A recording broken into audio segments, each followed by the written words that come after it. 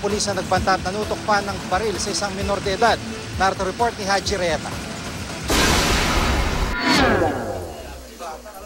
Sa CCTV footage na ito ng Barangay 432 Zone 44 sa Sampaloc, Maynila, makikitang biglang nagtakbuhan ang mga tao sa kalsada. Ilang sandali pa, makikita ang isang lalaki na may kasamang batang lalaki. Pero kung papansinin mabuti ang video, makikitang may hawak na baril ang lalaki at tila hinihila ang bata. Dumiretso sila sa barangay hall. Unang pinapasok ang bata, samantalang ang lalaki naman isinuksok sa kanyang likuran ang baril.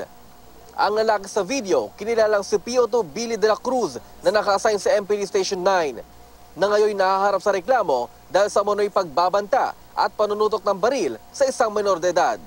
Ayon sa nagreklamong 14 anyos na lalaki, bigla na lamang daw siyang hinablot ng pulis. Pagpunta ko po sa court, nakita ko po siya. Yun, nawakan po ako sa kamay.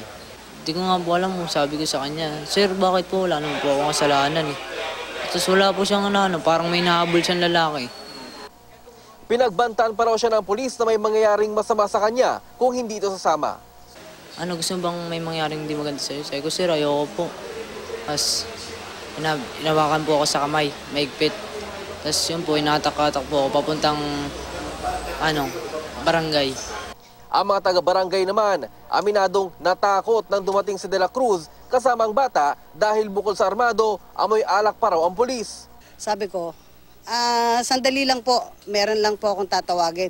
Ang labo naman sabi niya ganyan pulis nga ako Ngayon binigyan niya ako ng card niya na parang ID. So ang ginawa ko, tinignan ko. Pulis 9 ko, sabi niya. Kinausap daw nila si De La Cruz at pinakalma. Humingi rin daw sila ng tulong sa mga pulis at nang dumating ang mga ito, agad siyang dinala sa estasyon ng MPD. Bagamat hindi na humarap sa kamera, paglilinaw niya, hindi raw siya uminom ng alak at hindi rin daw tinutukan ng baril ang bata. Pero ang mga magulang ng bata, pinaninindigan ang sumbong ng anak at desidido raw silang magsampa ng reklamo.